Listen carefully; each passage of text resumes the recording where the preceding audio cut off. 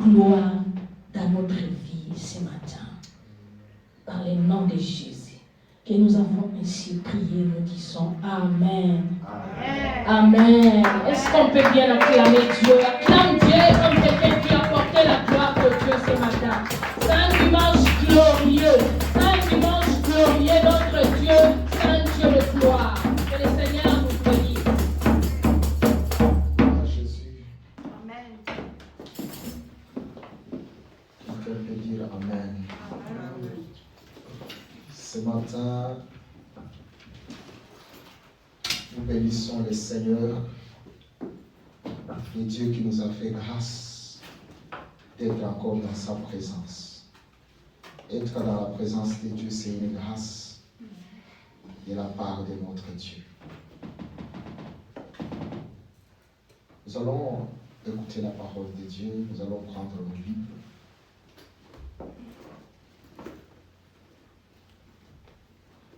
Pour ceux qui notent, qui prennent des notes, nous sommes dans le livre d'Ésaïe, chapitre 35. Nous allons lire le verset 4. Ensuite, nous allons lire Romains, chapitre 12, le verset 17 à 19. Romains 12, 17, 19.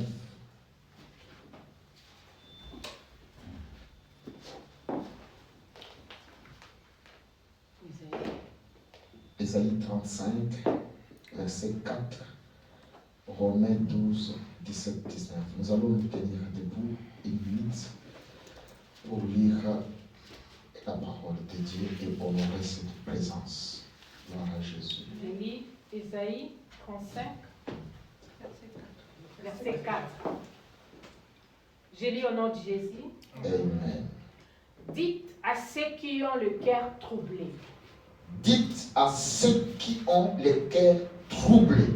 Prenez courage. Prenez courage. Ne craignez point. Ne craignez point. Voici votre Dieu. La vengeance viendra. La rétribution de Dieu. Il viendra lui-même et vous sauvera. Je vais lire aussi dans ma version, avant qu'on lise Romains, la Bible dit, dites à ceux qui perdent courage, ressaisissez-vous, n'ayez pas peur, voici votre Dieu, il vient vous venger. Il rendra à vos ennemis le mal qu'ils vous ont fait. Il vient lui-même vous sauver. Nous allons prendre encore Romains 12. On va lire les 3 versets. Après, nous allons nous asseoir. Romains chapitre 12.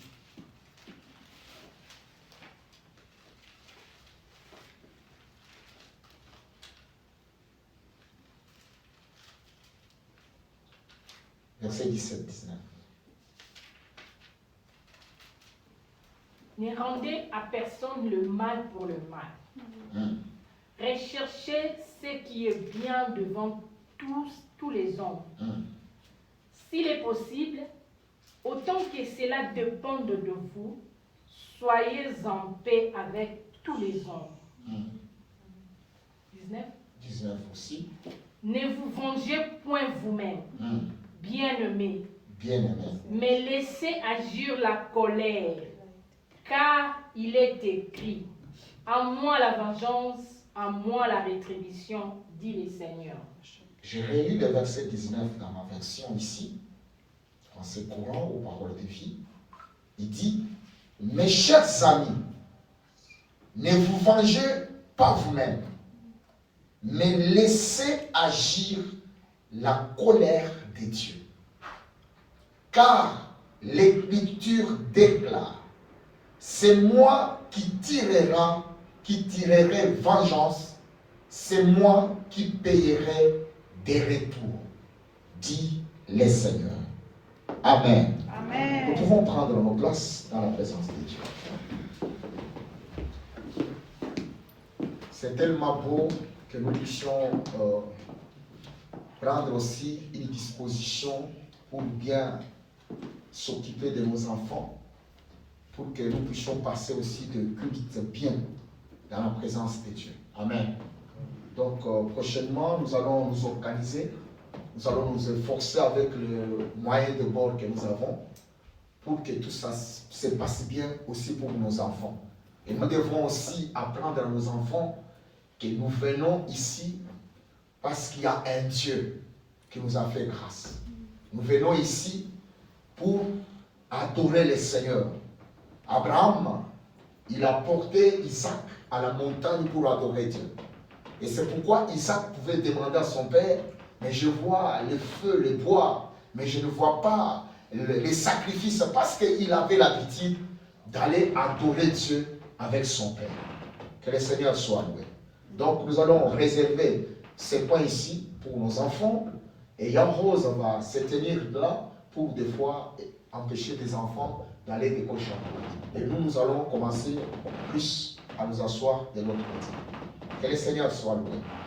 Ce matin, je voulais partager avec vous sur un thème où j'ai intitulé « La loi de la vengeance de Dieu ».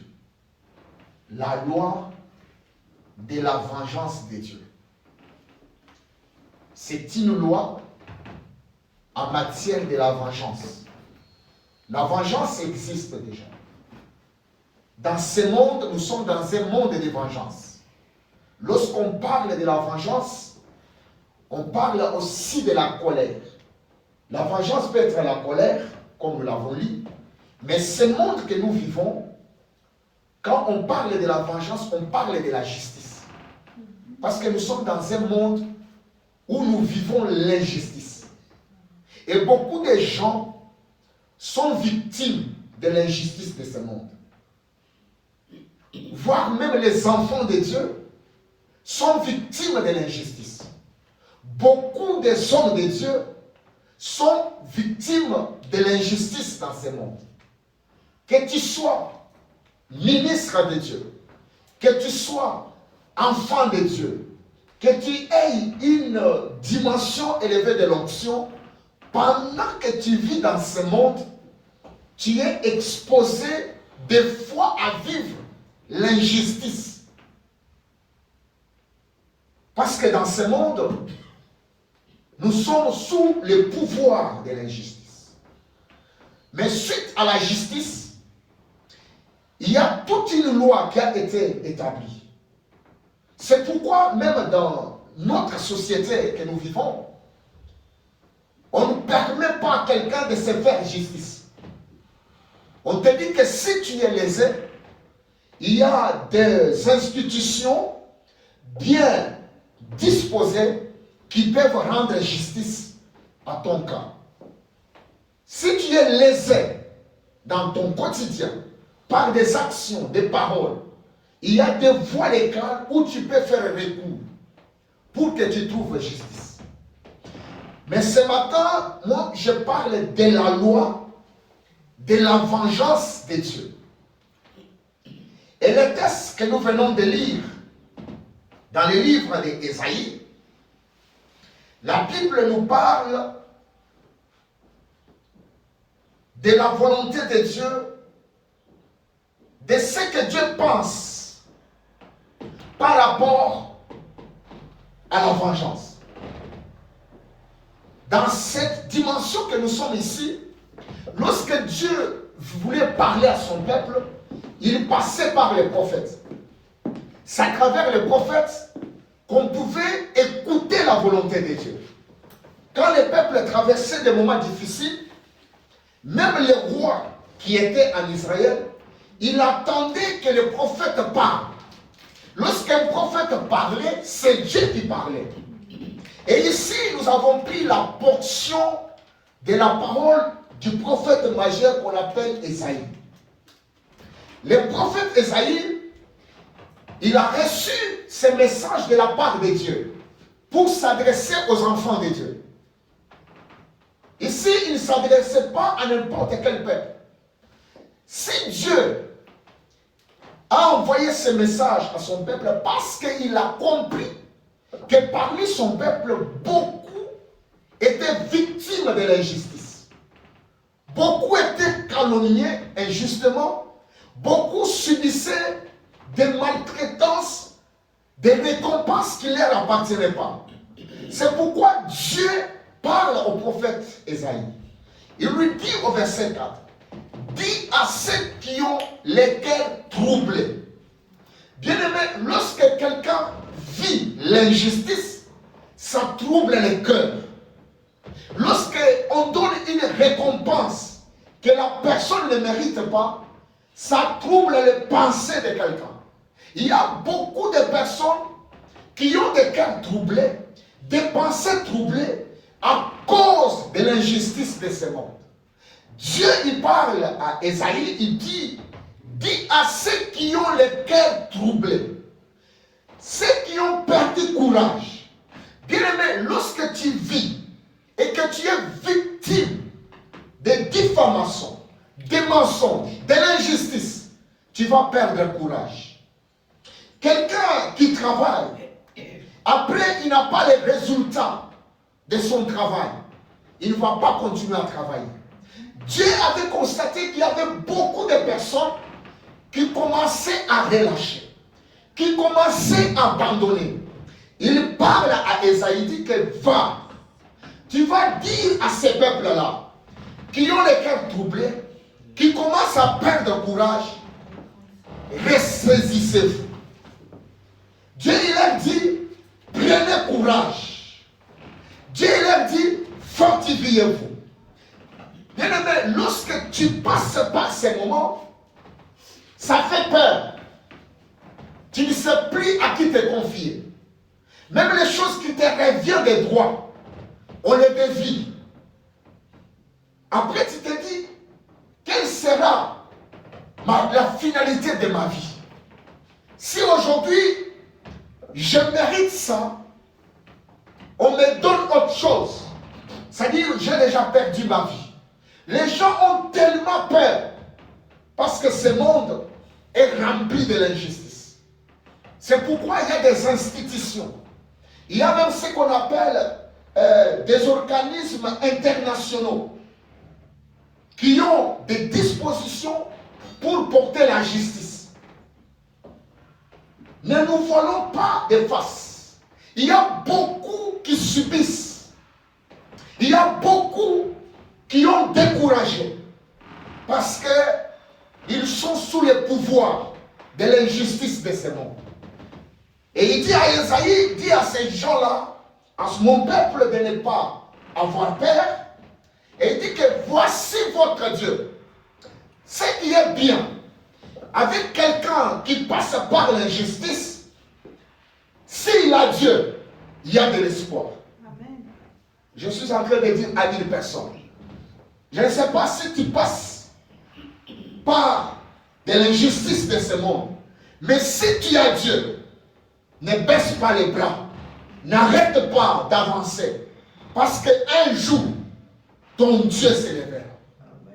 Il a dit à Ésaïe, il dit, dis à ces peuples-là, votre Dieu, ça j'aime. Bien aimé, on ne peut pas jouir les secours d'un Dieu que tu n'as pas. Chaque personne bénéficiera toujours les secours de son Dieu. Il n'a pas dit que voici le Dieu d'Abraham. Il a dit voici votre Dieu.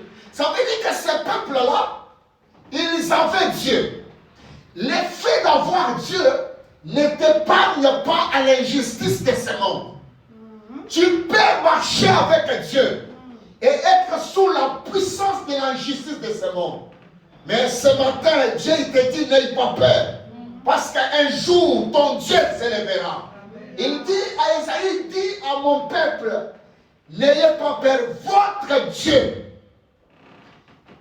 il viendra vous venger. Alléluia. Amen. Mais dans cette version-là, quand la Bible parle, dit que votre Dieu, la vengeance viendra. Est-ce que vous comprenez bien?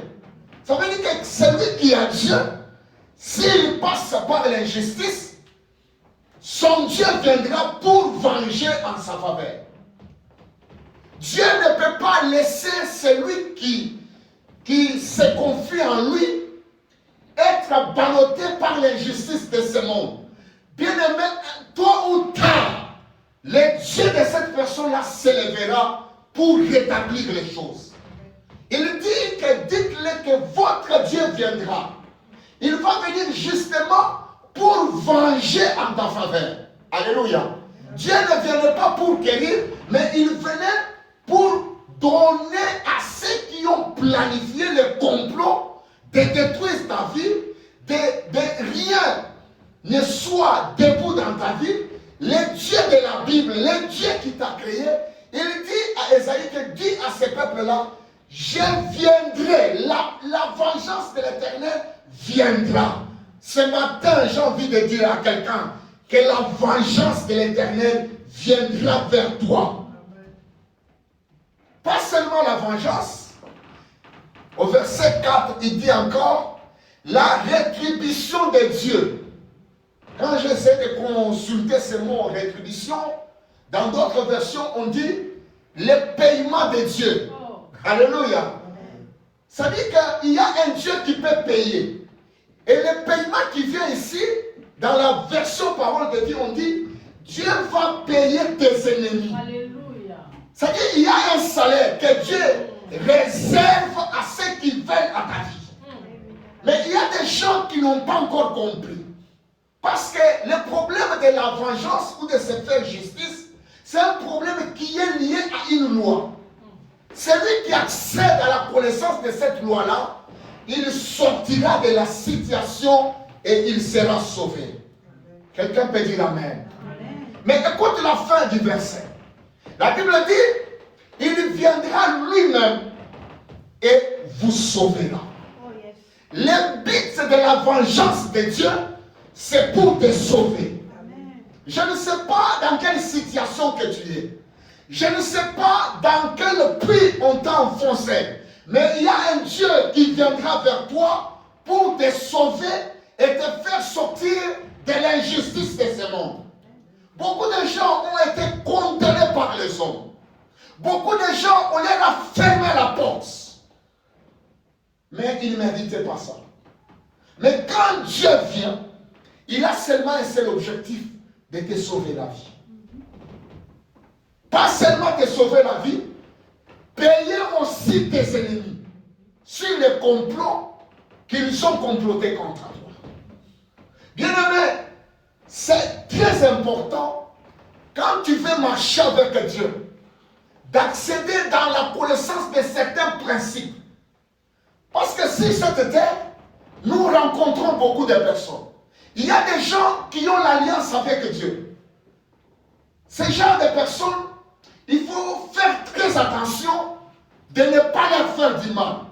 Parce que lorsque vous complotez contre ces personnes-là, son Dieu s'élèvera.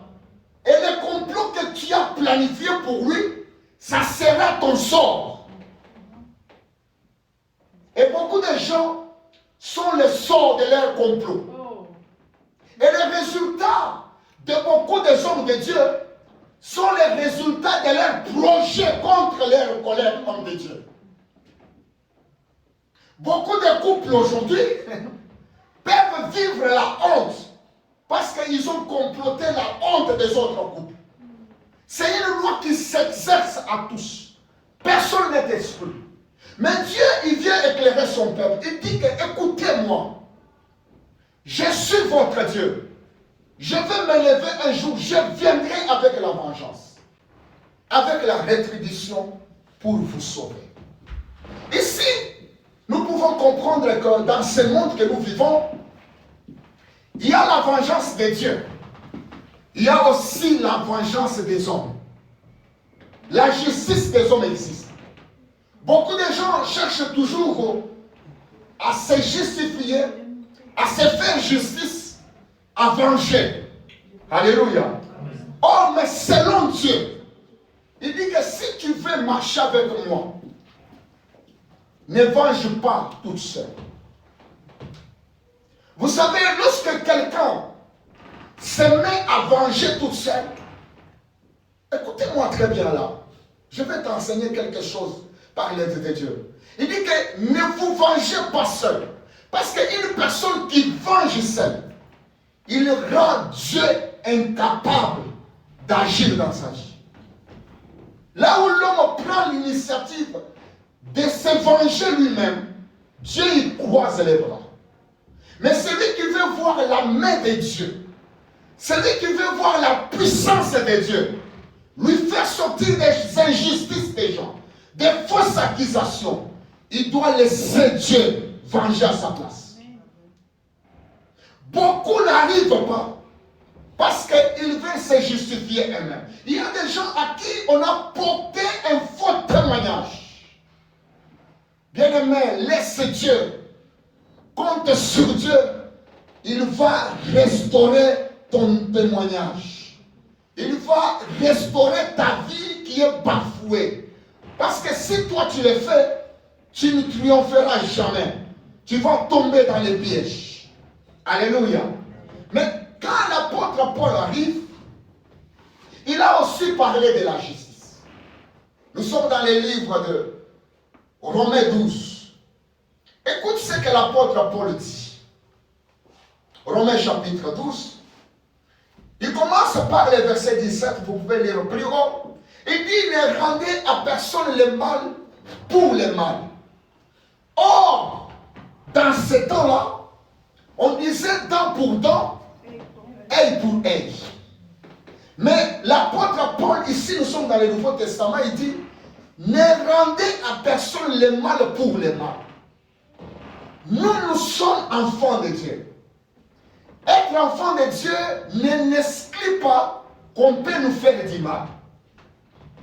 Mais lui dit que ne rendez à personne le mal. Rechercher, j'aime bien le mot. Il n'a pas dit de chercher. Il a dit de rechercher ce qui est bien. Rechercher, c'est refaire ce qu'on a déjà fait. Tu as déjà cherché, après on te dit de rechercher encore. Peut-être tu es dans ton sac. Tu as cherché quelque chose à donner à quelqu'un, tu as trouvé, tu as donné. Après, on te dit de donner encore. Tu dis, ah mais j'ai déjà cherché. On dit de rechercher encore. C'est-à-dire qu'on a toujours la capacité, l'homme a toujours la capacité de rechercher encore le bien. Les biens dans la vie d'un enfant de Dieu ne finissent jamais. Amen. Quand on t'a fait du mal, cette fois-là, tu as gardé silence. La même personne te fera encore du mal. On te demande de faire encore du bien. Mais tu as déjà gardé silence, ça pouvait suffire.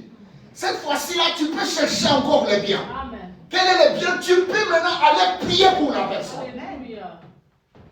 Et la troisième fois, la personne vient encore te chercher encore du mal. Tu peux encore chercher le bien. Le bien à faire, c'est quoi? D'aller encore vers lui, lui dire, je t'aime. Bien aimé, il y a toujours des dimensions pour un enfant de Dieu authentique de chercher toujours le bien dans sa vie. Parce que Dieu en a déposé en une grande quantité. Le problème, c'est de rechercher. Ici, celui qui parle, c'est l'apôtre Paul. Il dit que recherchez ce qui est bien, ou vivez en bien avec tous les hommes.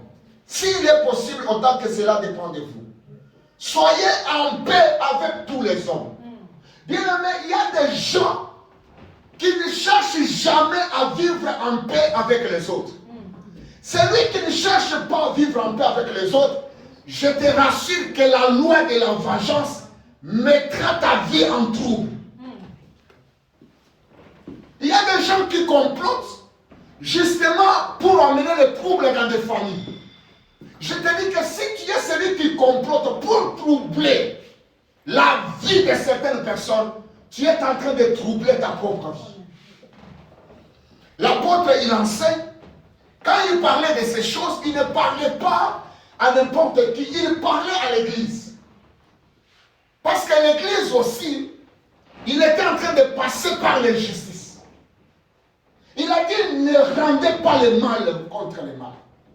Bien-aimé, ton identité nouvelle d'un enfant de Dieu n'empêche pas aux hommes de te faire du mal. N'empêche pas aux hommes de porter un faux témoignage sur toi. Parce que nous sommes dans un monde sous la puissance du malin. C'est lui qui veut toujours détruire les vies. L'apôtre dit, si possible, vivez en paix avec tous. Mais le verset 19, il dit, ne vous vengez pas vous-même, bien-aimés, mais laissez agir la colère de Dieu. C'est-à-dire la vengeance aussi, qu'on nous parle ici, c'est la colère. Ici, on n'est pas dans l'Ancien Testament, on est dans le Nouveau Testament. Beaucoup de gens pensent que la colère de Dieu a déjà été atténuée. La colère de Dieu a été atténuée pour les gens qui étaient souillés, qui ne pouvaient pas aller dans la présence de Dieu. Pour les gens qui étaient séparés de Dieu. Le sang de Jésus les fait accepter dans la présence de Dieu. Mais celui qui est en train de comploter, de faire du mal pour un peuple qui est mis à part pour Dieu, la colère de Dieu est encore à l'œuvre. Parce que c'est une loi. Il dit ceci, ne vous vengez pas vous-même, bien-aimés, mais laissez agir la colère de Dieu. Tout de suite, il évoque la loi. Il dit que car il est écrit, à moi la vengeance. C'est une loi. C'est une loi. Que tu le veuilles ou pas, Dieu va se venger. Dieu ne peut pas laisser son peuple à la proie de l'ennemi. Dieu ne peut pas laisser ses enfants être détruits par l'ennemi. Il s'élèvera comme le lion de la tribu de Juda. Il dévorera tous les projets de l'ennemi. C'est pourquoi ce matin, ce message, c'est pour que tu comprennes que ton Dieu s'élèvera. C'est pour que tu comprennes que ta vie ne finira pas sur des témoignages mensongers. Parce que le père du mensonge, c'est le diable. Toi, tu es un enfant de Dieu. On ne peut pas te mettre dans le lot de ce que toi, tu n'as pas fait. Alléluia. Alléluia. Il dit ceci. Il dit, écoutez-moi, bien-aimé. Laissez la colère de Dieu agir, car il est écrit, à moi la vengeance, à moi la rétribution, dit le Seigneur.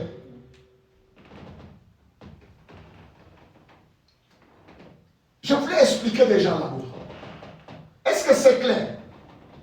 Cette loi, on n'a pas besoin de dire qu'il y a tel qui est épargné. Lorsque toi tu te poses devant un peuple de Dieu, devant la volonté de Dieu, à faire des complots, à détruire ce peuple-là, tu es mal barré. Parce que le Dieu de cette personne-là va s'élever. Mais la vraie question que nous devons nous poser, est-ce que tu as Dieu? Est-ce que tu as l'alliance avec Dieu? Ou bien tu es quelqu'un qui va dans les églises? Nous, on ne vient pas dans une religion. Nous, notre objectif, c'est d'avoir une relation personnelle avec Dieu. Lorsqu'on sera victime des complots de la sorcellerie, notre Dieu s'élèvera et détruira la sorcellerie. Lorsqu'on sera dans les chaînes des paroles de malédiction, notre Dieu s'élèvera et nous délivrera de la puissance de la malédiction. Ce matin, tu as l'opportunité de chercher le Dieu de ta vie. Même Job, quand il passait des moments difficiles, il n'a pas dit que notre Dieu s'élèvera. Il savait qu'il avait un rédempteur. Il dit, mon sauveur, il s'élèvera, même le dernier. Ce n'est pas parce que tu passes par des moments difficiles, où tout le monde a un langage facile, Dieu fera grâce. La grâce, ce n'est pas pour tout le monde. La grâce, c'est pour les enfants de Dieu. Je répète ça, la grâce, c'est pour les enfants de Dieu. Ceux qui ont accepté le Seigneur Jésus. Ce sont ces personnes-là que le Seigneur peut toucher et faire la grâce. Mais pour toute l'humanité, pour toute créature de Dieu, ils peuvent bénéficier de l'amour de Dieu. Mais la grâce, c'est spécial. Est-ce que vous avez compris ça? Il y a une différence entre l'amour et la grâce de Dieu. La grâce de Dieu, c'est pour les mises à part. Mais l'amour de Dieu, c'est pour la création tout entière. C'est pourquoi la Bible dit, Dieu a tant aimé le monde qu'il a donné son Fils. Le monde là, ça veut dire que c'est toute personne qui a n'importe quelle vie. Dieu l'aime, il a donné Jésus. Et celui qui accepte Jésus, Jésus lui-même, c'est une grâce. Quand tu l'acceptes, tu deviens un enfant de Dieu. C'est-à-dire que ce n'est pas tout le monde qui devient un enfant de Dieu. Ce n'est que les personnes qui ont reçu Jésus qui peuvent recevoir maintenant la nouvelle nature et bénéficier l'héritage de Dieu. Ici, l'apôtre a compris. Il enseigne à l'église que, mes frères, pour se venger, il y a des procédés à respecter. Ne faites pas des choses comme vous voulez. Attendez Dieu agir. Quelqu'un peut dire Amen. Amen. Quelqu'un peut dire Amen. Amen. Celui qui se venge lui-même rend Dieu incapable d'agir dans sa vie. Ça, c'est le premier principe. Tout le monde a besoin de voir la puissance de Dieu dans sa vie. Mais tout le monde ne laisse pas Dieu agir dans sa vie. Chacun est capable de se défendre. J'ai déjà entendu des phrases. Je vais tout faire pour se libérer de cette situation. Je vais tout faire pour redonner mon témoignage qu'on a atténué par mes ennemis. Bien aimé, dans le combat du témoignage, dans le combat des fausses rumeurs, des accusations, tu ne sortiras pas. Laisse Dieu te sortir de la situation. La Bible dit, si tu lis plus bas au verset 20, il dit, mais si ton ennemi a faim, donne-lui à manger. Les combats où tu vis l'injustice, il y a des principes. Il dit, tu peux lui donner à manger. Pourquoi? Parce que c'est toute une loi. Mais beaucoup de gens oublient qu'il y a un Dieu qui peut les faire sortir de la situation. Ils se posent au devant pour défendre leur cause. Je dis gloire à Dieu. Amen. Amen. Par contre, celui qui vit l'injustice ou le complot, il peut prier. Au lieu de te venger, prie. Les hommes qui ont compris la loi de la vengeance de Dieu ne se vengent pas, mais ils commencent à prier. Quelqu'un peut dire Amen. C'était le cas que Mardochée a vécu. Mardochée, à cause de son appartenance à Jésus, à cause d'avoir un Dieu dans sa vie, ça voulait coûter la vie à tout un peuple. Parce que Mardochée n'adorait pas leur Dieu. Peut-être que tu ne sais pas que ton combat, ce n'est pas ce que tu as. Ton combat, c'est juste ton appartenance à Dieu. L'effet seulement de dire que ma vie appartient à Dieu, je ne ferai pas n'importe quoi pour avoir n'importe quoi. Même sans rien, je reste un enfant de Dieu. C'est ça d'où vient ton combat. Juste rester fidèle à Dieu. Ça te crée un combat. Mais Mardochée, quand ils se sont trouvés dans cette situation, ils ont dit, qu'est-ce qu'on va faire? Nous devons prier. Alléluia. Mardochée ont gêné. Ils sont allés rappeler à Dieu que nous sommes ton peuple. Seigneur, lève-toi et sauve-nous. Je vous ai dit que la vengeance de Dieu vient pour te sauver. Et lorsque Mardochée et Esther ont prié pendant 3 jours, leur Dieu qu'ils adoraient s'est élevé et les a sauvés la vie. Alléluia. Nous allons lire ce texte-là. Juste 2 ou 3 versets, chapitre 7. Esther, chapitre 7. Esther, chapitre 7. Quelqu'un peut nous prendre versets 9 et 10. À la maison, tu peux tout lire. Esther 7, 9 et 10. Et regarde ce qui est arrivé là-bas. Ça, c'est c'est Mardoché, qui était complètement en train de perdre sa vie, pas seulement sa vie, la vie de tout un peuple. Esther chapitre 7. Je lis au nom de Jésus. Et Arbona, l'un des eunuques, dit en présence du roi. Voici les voies préparées par Aman pour Mardoché, qui a parlé contre le bien du roi. Ah, écoutez, ça dit ici on nous dit que Arbona, il y a toujours quelqu'un que Dieu suscitera pour rendre justice. La Bible dit le bois était déjà préparé. Le bois était préparé à qui? À Mardoché, quelqu'un qui a sauvé la vie d'un roi. Quelqu'un qui fait du bien. Pourquoi on veut le tuer? Pourquoi? Le monde que nous vivons, c'est un monde de méchanceté.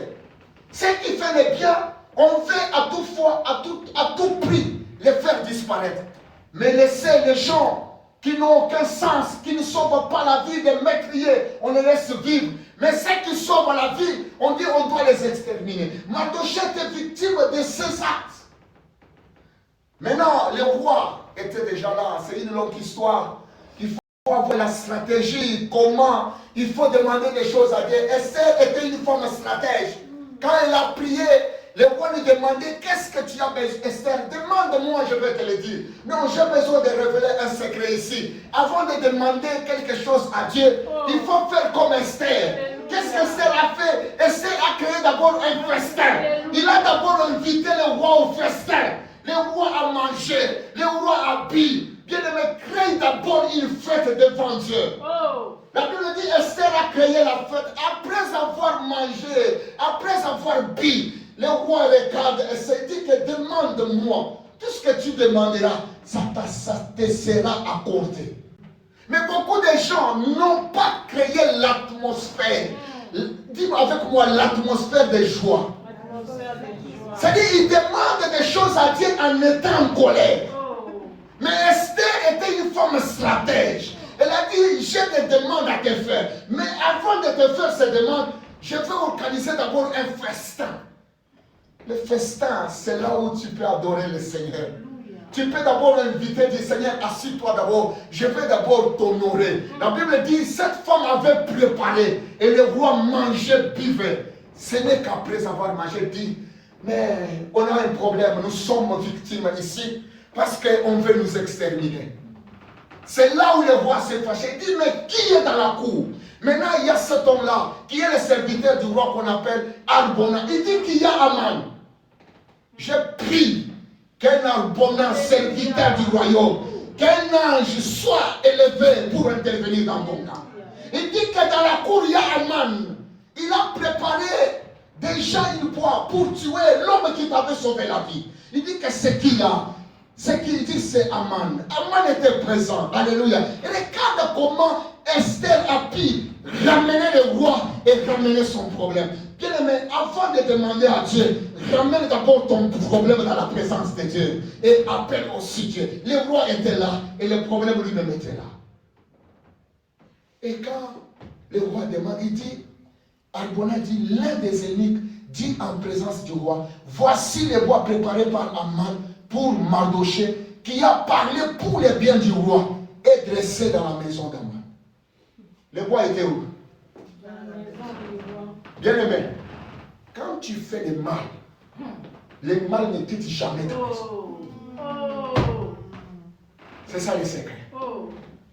Quand tu complotes la mort reste dans ta maison.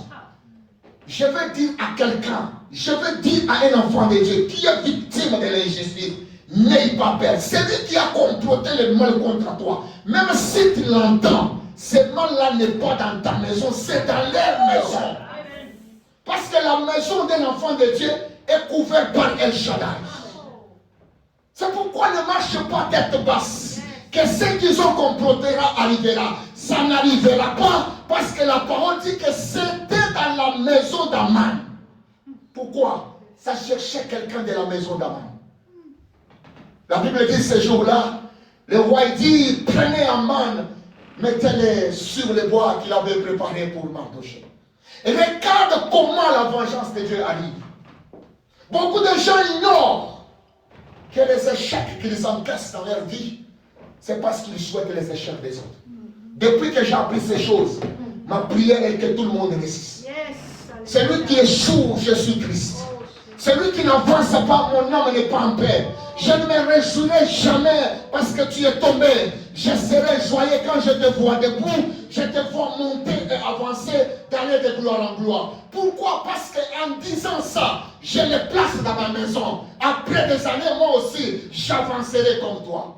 Parce que les complots, qu'ils soient bonnes ou mauvaises, commencent à rester d'abord dans ta maison. La Bible dit, ces jours-là, au verset 10, on dit, et l'on pendit la manne au bois qu'il avait préparé pour Mardochée, et la colère du roi s'abaissa. Ton Dieu ne sera jamais calme s'il n'a pas encore vengé tes ennemis. Beaucoup des enfants de Dieu marchent tête basse. Ils pensent que Dieu les a abandonnés. Ton Dieu est en colère.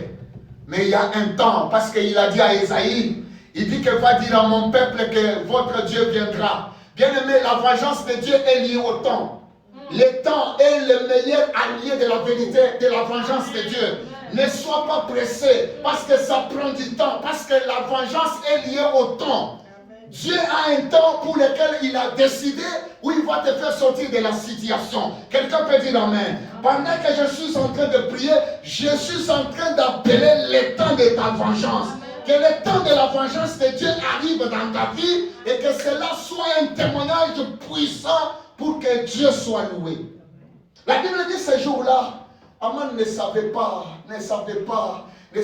que ce bois que je prépare, c'est moi. Bien aimé, la vie est compliquée. Pour nous qui avons Dieu, nous devons nous réjouir de cette parole. Nous devons continuer encore à nous attacher à Dieu. Parce que tous les complots que l'ennemi peut faire ne nous atteindra pas. Je suis en train de parler à la vie d'un enfant de Dieu. Toi qui comptes sur le Seigneur, compte sur le Seigneur, il ne t'abandonnera jamais. Aman était un peuple de Dieu. Il n'a pas vengé. Vous savez pourquoi il n'a pas vengé? Est-ce que quelqu'un sait pourquoi Aman n'a pas vengé? Alléluia. Aman n'a pas vengé. Mardochée, pardon. Mardochée n'a pas vengé. C'est parce qu'il était faible. Aman était très fort. Il était puissant. Il avait le pouvoir. Des fois, nous sommes faibles. On n'a pas ce que les autres ont. Mais nous avons un Dieu. Alléluia. C'est ce que David a compris. Psaume 35. David comprend. Il pose la question à Dieu. Il pose la question à Dieu. Il commence à prier. C'est la prière où je veux finir aujourd'hui. Psaume 35 de David. Il est en train de prier parce qu'il a compris que dans sa vie, les gens s'élevaient. Il y avait des complots. On cherchait à détruire la vie de David. David, il a compris qu'il y a la loi de la vengeance. Il n'était pas allé se venger. David s'est mis à prier. Si nous commençons par le verset 4, la Bible est en train de nous parler des choses horribles. Psaume 35. C'est par là que je vais finir cette prédication en disant à quelqu'un la meilleure position de faire lorsqu'on est face à l'injustice, face au faux témoignage. Nous devons prier pour inviter Dieu, pour demander Dieu à s'élever dans notre vie. David, il a compris le mystère de la loi de la vengeance. Au verset 4, il dit qu'ils soient honteux et confus, ceux qui veulent dans ma vie. Bien aimé, il y a des situations où tu comprends qu'il y a des choses, il y a des personnes qui veulent à ta vie. Toi qui es l'enfant de Dieu, ne va pas chercher à te faire justice. Entre en prière. La Bible dit, David il commence à prier. Il dit qu'il soit honteux et confus. Ce matin, je vais prier pour toi comme David. Que Dieu amène tes ennemis dans la confusion. Que tes ennemis soient couverts de la honte. David il priait. Il disait à Dieu qu'il soit confus. Qu'il soit comme la paille emportée par le vent. C'est-à-dire que leur vie soit déstabilisée. David il commence à invoquer Dieu. David ne voulait pas aller se faire justice. Il a appelé Dieu. Mais le verset 6, que les routes soient ténébreuses et glissantes, et que l'ange de l'Éternel les pourchasse. et les poursuivre. Ce que j'aime beaucoup ici, la prière où tu invites Dieu à te venger doit contenir cette fondation ici, qui est au verset 7. C'est ça le secret. C'est ça le secret au verset 7. David il dit, sans cause, bien-aimé, qu'on complote contre toi, mais qu'il n'y ait pas de cause. Sois vraiment juste, que ce qu'on dise de toi est fausse.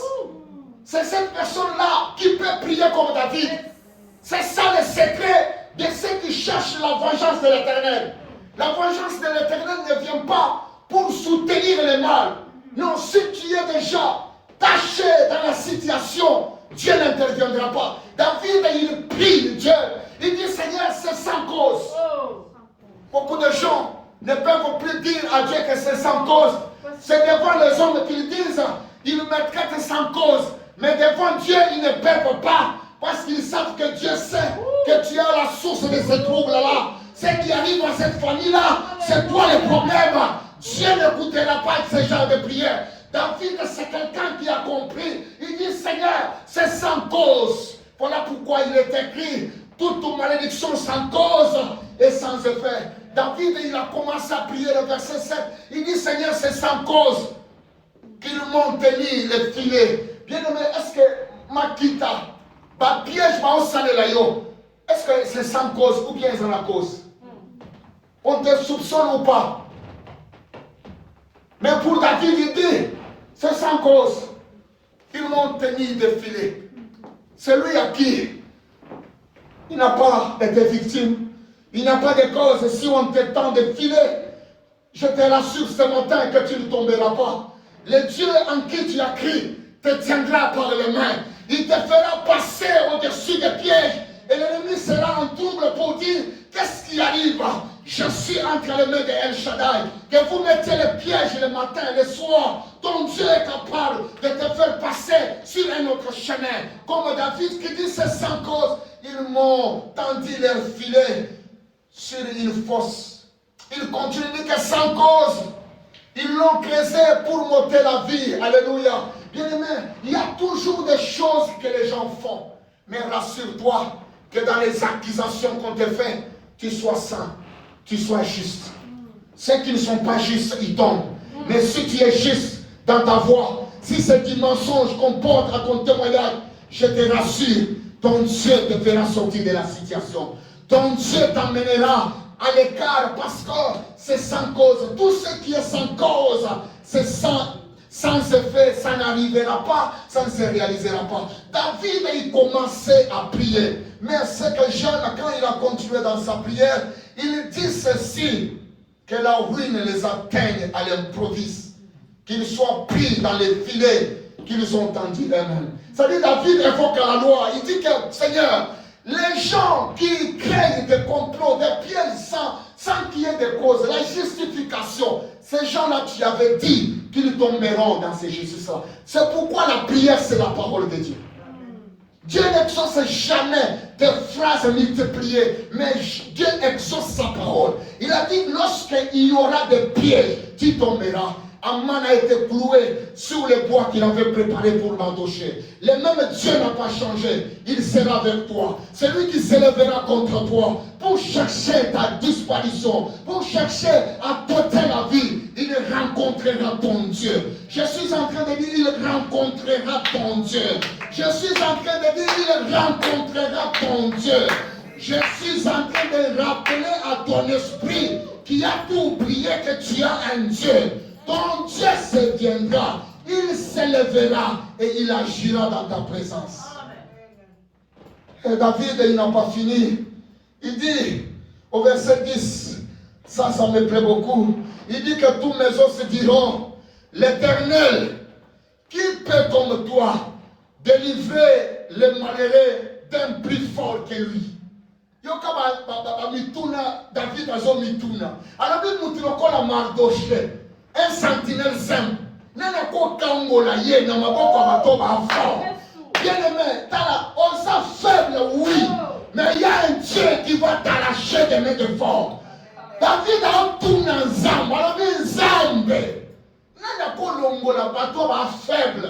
na maboko oyebi so oza déjà na maboko ya balion nani akwaka biso na maboko ya balion David aotuna alobi ke makambo ya boye ka nzambe bien aimé luka nzambe parce que nzambe akobimisio na maboko ya badetenteur ya pouvoir bato baza rote mpona kodétruire vie ya bato nzambe na yo akomaîtrise bango.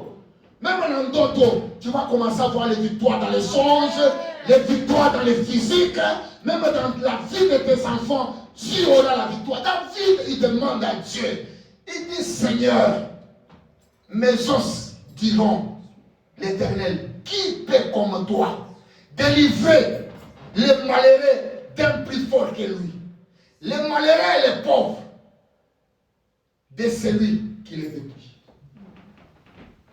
Je voulais parler à toi qui a un Dieu à côté.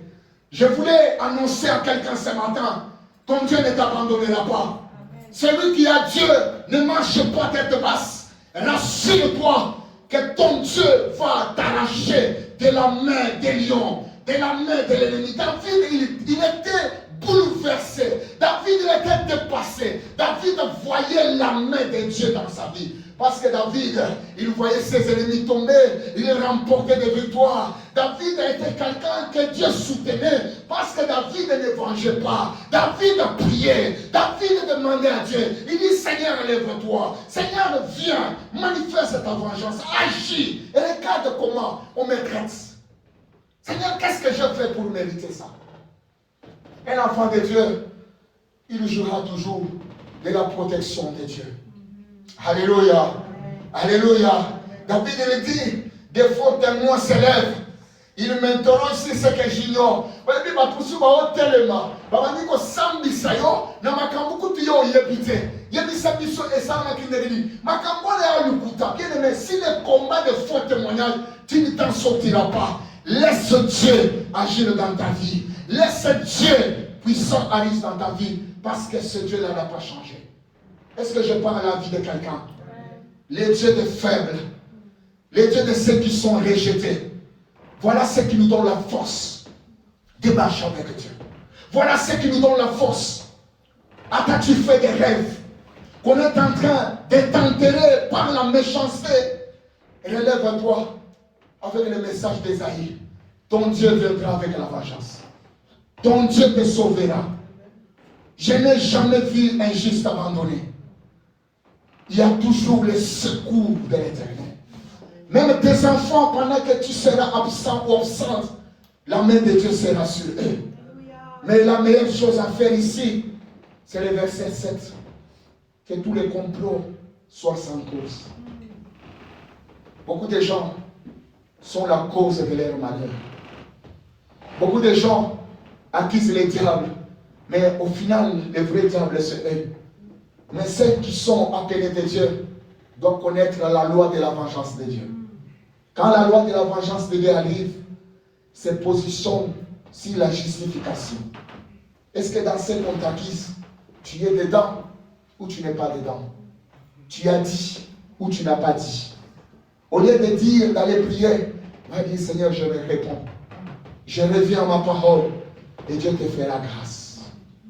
Et Dieu te fera grâce. Élève tes mains vers le haut pendant que je fais cette prière.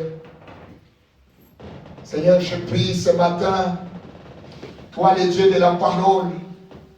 Seigneur, je prie ce matin, toi le Dieu de la vengeance. Seigneur, je prie ce matin, toi qui as envoyé un message fort à ton peuple, tu as dit à Ésaïe, tu as dit, dis à ceux qui ont le cœur troublé, va dire à ceux qui perdent courage que moi, leur Dieu, j'arrive avec la vengeance. Ma prière ce matin, lève-toi, ô Dieu de la vengeance. Lève-toi, ô Dieu de la justice. Et justifie ton peuple. Comme tu as justifié Mardochée. Justifie ton peuple, Seigneur. Comme tu as justifié le peuple juif qui était déjà plein de gloire. Oh, sur l'autel de l'extermination, tu les as sauvés. Tu as dit à Jérémie, je viens pour sauver. Ce matin, je prie que tu sauves chaque famille contre les complots de la sorcellerie. Que tu sauves cette église contre la puissance de la sorcellerie. Et que tu sauves toutes les destinées ici à cause de la puissance de cette parole. Seigneur, nous voulons faire comme David. Nous voulons élever nos yeux vers toi pour te demander que toi tu t'élèves et que tu agisses au milieu de nous. Que le monde reconnaisse qu'au ciel il y a un Dieu. Que le monde reconnaisse que nous sommes un peuple mis à part pour toi. Que le monde reconnaisse qu'on n'est pas seul, on est avec toi. Que le monde reconnaisse qu'on ne parle pas seul, on parle avec toi. Que le monde reconnaisse qu'on n'avance pas seul, on avance avec toi. Seigneur, avance avec cette église.